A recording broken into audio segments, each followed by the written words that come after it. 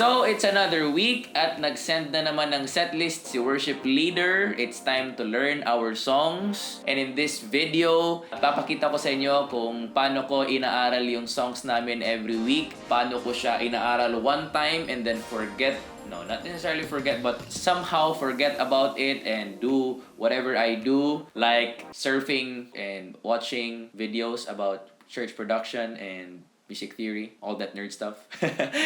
In a nutshell, this video is about learning your songs efficiently and effectively. So if you want to check this out, let's go to the intro. Let's go!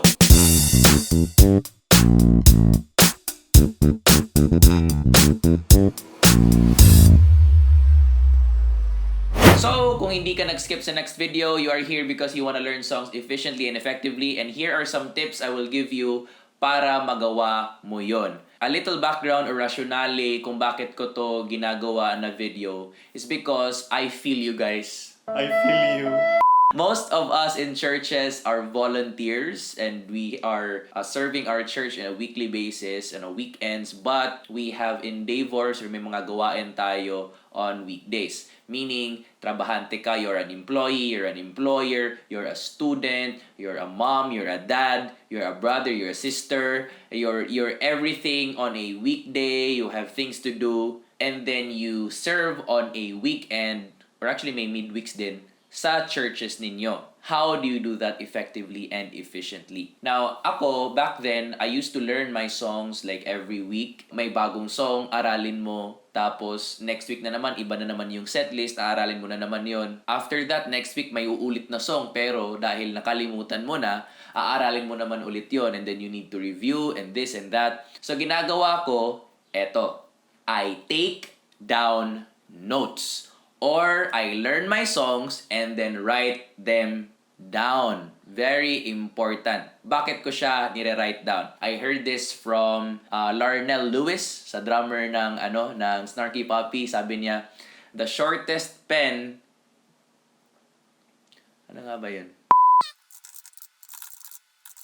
The shortest pen is longer than the longest memory. Meaning to say, if nasulat mo yan, it is better and it is faster to do it that way than to try to remember it. Ano nga ba yung chords na itong song na to? Ano nga bang key itong song? Ano nga bang tempo itong song? If you write it down, if you took the time to write it down, solve yung problema mo. You can actually play it sa Sunday na agad. And actually learn it 1 hour before and then remember it right away because you have took the time to write it down. And nung pag-review mo na, naalala mo agad kasi ganito ko yon, nasulat ko tong ng ganito kasi ganito yon ng pagkaaral ko. After nitong chord na to, etong chord na to, after nitong bridge na to, may drop, or after nitong chorus na to, medyo bibuild tayo papunta sa bridge. May mga ganun din details na mas madali if isusulat mo. Again, the shortest pen is longer than the longest memory. Ayan. I will show you now how I learn my songs, how I write them down, how I learn them and play them in a consistent level every weekend without having the need to learn the songs over and over and over and over again in a long period of time. So, eto na.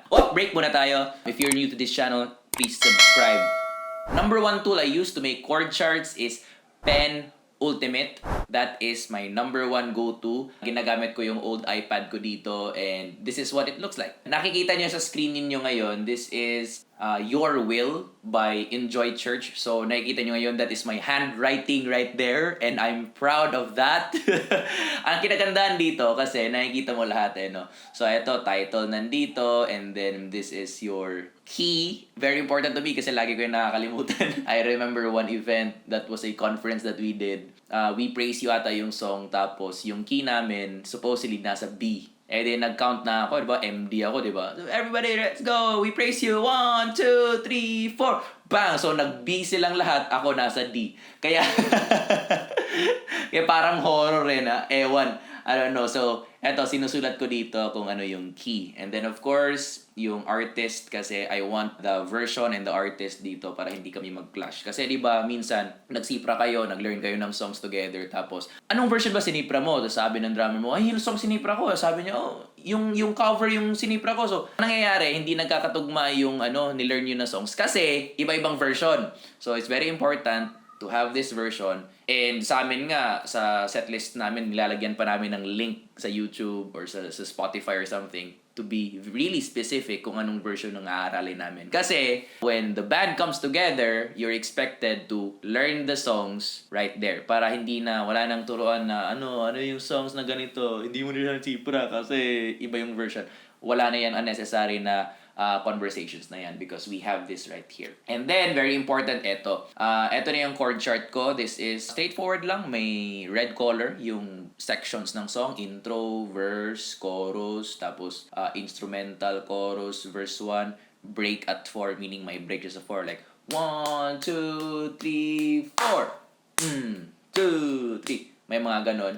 And then chorus, instrumental, 4 times, bridge, and then, eto yung chords ng bridge. And then, you might be wondering, chord chart siya, pero numbers. Anong nangyayari dito? Explain ko yung rationale behind. Numbers yung ginagamit ko. This is actually called the number system. If you wanna check that out, I have a video for that. So, nandito siya. Click that. So, number system yung ginagamit ko kasi I want to learn the song once and then play it at any given key. So, gusto ko siyang ma-play at any key. So, ngayon, kung nasa G tayo dito, I can play it in G. Pero kung sasabihin ng worship leader na medyo paos ako ngayon, so gusto kong mag-lower tayo. So, key of F, mapi-play ko siya agad on the key of F kasi naka-number system siya. This is very, very important kasi, again, you don't have all the time in the world to transpose letters. Kunwari, mag-F ka pa, tapos F, tapos G to F, 2 steps down. So, G, F, okay, sige. Next chord is C. So, C, 2 steps down, B flat, D, 2 steps down, C. So, it's very tedious, mahaba yung process nun. Pero kung naka-number system ka, alam mo tong system na to, you're good to go. Any key. Anong gusto mo? C sharp? Let's go. Anong gusto mo? F sharp? Okay, let's go. Anong gusto mo? Z sharp? Walang chord na Z sharp. Ito yung tool na ginagamit ko. So, I have, I think, an archive of more than 50 songs already sa old iPad ko na yon. And that is a very nice thing for you to have para hindi mo na siya aaralin ulit. And then, ang kinagandahan dito is you have the freedom to write anything. Kasi actually ito, kaya ganyan yung penmanship ko dyan. Kasi wala akong magic pen. Ayaw kasi ni Steve Jobs yung ganun. So actually, ganyan yan kasi handwritten lang yan. Yung finger ko, etong finger na to, ito yung pinagsusulat ko dyan. So, kaya ganyan yung penmanship niya. And it's okay kasi ako lang din naman yung babasa niya. Anyways, ang dami kong sinasabi sa Penultimate na to. If you want an alternative para mas maganda tignan, tsaka kung isi-share mo sa team mo, sasabihin nila na, naiintindihan ko. Compare dito. Then, you can use another tool that I use. It's called Muse Score 3. And this is a free app sa computer and it looks like this one. Right there. So this is actually something that I learned just recently and I love it because pwede mo siyang i-share sa ibang tao. Masaya sila pag share mo yan kasi naiintindihan nila kaagad. It's very important. So what you see here is a rhythm chart of Holy Spirit by Jesus Culture. So eto, ginawa ko lang to kagabi and I really had fun doing this because yung ginawa ko sa Penultimate na handwritten, tinranslate ko lang siya into a digital version na talagang tinype ko and everything. So eto, nakikita nyo dito, it's very, very clean. Right here is the title, and then the artist right here, and then yung tempo. Nakikita nyo dito sa side if you know basic music theory, which is, actually magka-relate tayo dyan kasi basic music theory lang din ang alam ko.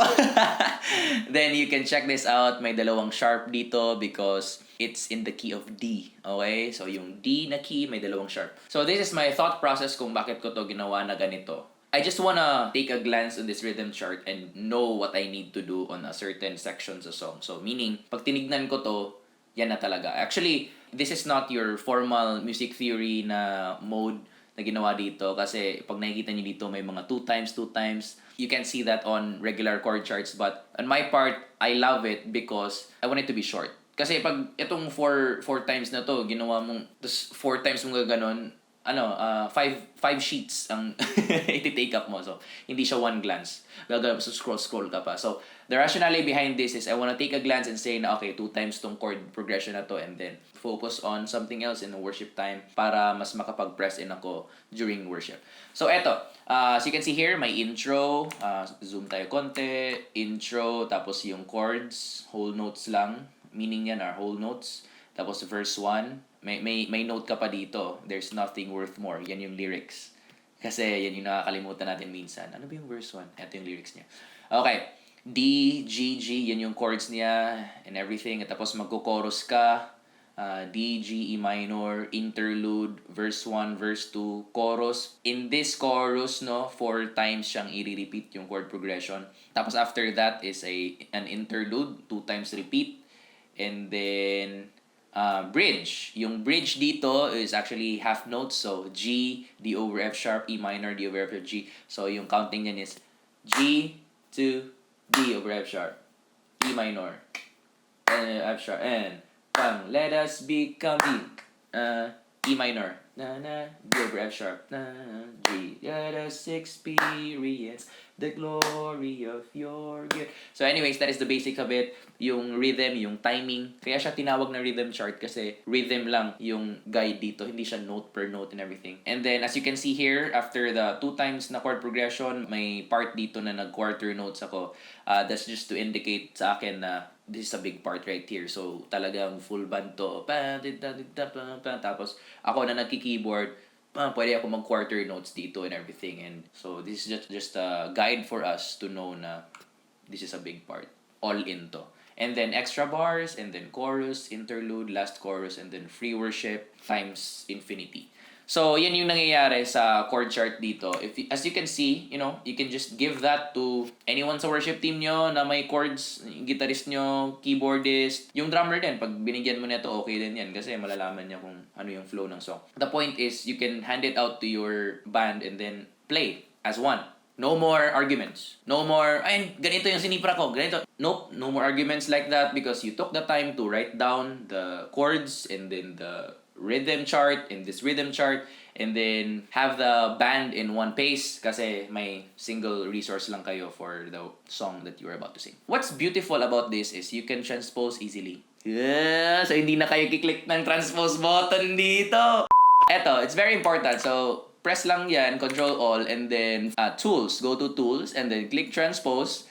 And then, makikita mo dito, nasa key of D to eh. If you wanna transpose it to key of, let's say, B, ayun, pag click mong okay yan, like that, like it's magic. And then you have chords, you can play it on the key of B, and then have a good time. See, this is very, very easy and effective and efficient for you because few clicks of a button, transpose ka na, wala ka ng problema, and then you're good to go. You can play the song at any given key. Another thing that I want to share to you, if you don't have time, medyo nakapos ka sa oras, tight yung schedule mo, you didn't really took the time to do this kasi may mga needs ka, may mga errands ka na dapat gawin, this and that, and blah, blah, blah. Then you can go to the last resort. And this is chord charts from artists. Let's look at the screen. Just an example, ito yung isa sa mga websites na pinupuntahan ko pag medyo kinakapos ako sa oras, I don't have time to listen to the songs, and actually our team members, if I wanna assist them learn the song, ito yung binibigay na resource sa kanila. It's given to us free by Elevation Worship themselves, so it's impossible to say na mali yung chord chart na yan. Elevation Worship! So, eto, pinupuntahan ko. Let's take a peek on what this is right here. So, let's say, see a victory. So, right here, you can see na may resources sila and then may chord chart, number chart, and lyrics. May Espanyol pa if you really want to, learn that in that language. But, eto, may video pa, may link sa YouTube, and then that's way easy sa lahat sa atin. See a victory, morning and evening, this version talaga. And then, when you click, for example, let's go to the chord chart. When we click that, ito yung makikita natin. Okay, ito yung nakikita natin. That's a number chart. So, see a victory, and then there you go. See? 6, 4, 1, 6.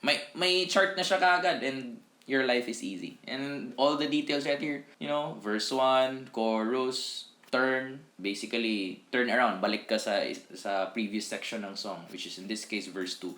Chorus, bridge intro, bridge 4 times, chorus, and then chorus again, and then bridge 2 times, bridge outro, you're done. And actually, giving this for free, you can just print it right ahead, or save it or send it to your team, and then guys, eto yung songs natin for Sunday, isa sa mga songs natin, send it to them, they learn it, exact version, and then you're good to go.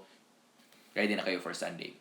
Now, some of you haters will say na, ano ba yan, ginagawa nating tamad yung mga volunteers natin kasi binibigyan na lang natin sila ng chord charts and this and that. Actually, this is a very important point that I want to do here. We are here as leaders to help our volunteers and set them up for a win. And this is my perspective. I would rather give them this chord chart right here and help them in some way to eliminate any reason for them to not learn the song. This is very important kasi, our volunteers have different skill sets. Not all of them can learn the song at the same pace. Hindi pwedeng sabihin na, bakit ito naaral niya 1 hour lang, bakit ikaw 2 days? Ganun talaga eh. Some of us are much more gifted than everyone, and some of us have spent more time learning our craft than somebody else. And then, as leader, anong gagawin mo? This is one of them. You provide them charts, you provide them this one right here, and then let them learn the song. If hindi nila ni-learn pa na ginawa mo na yung part mo to provide them charts, then you need to do some discipline right there. But this is way better to me than just, sige na, aralin mo yan. Tapos, pag nagkamali sila, gagalit ka. Hindi mo naman sila ginaid. So, these are the 3 tools I use. Penultimate, for tablets. MuseScore 3 for PC or Mac, for computers. And then, charts from online resources such as Elevation Worship or Bethel Music. And that's it for this video. If you like this video, then press that thumbs up button below and subscribe to this channel. If you have some content suggestions, then please put them down below. And I hope that you guys have a good time and great time in your churches as you lead every single week. And please don't forget to lay your hands on that subscribe button so that you won't miss any video content that I will be posting soon and very soon until Jesus comes. Again, this is Kyle of Church on a Budget PH that aims to help churches become efficient and effective. See you around, everybody, and peace, y'all.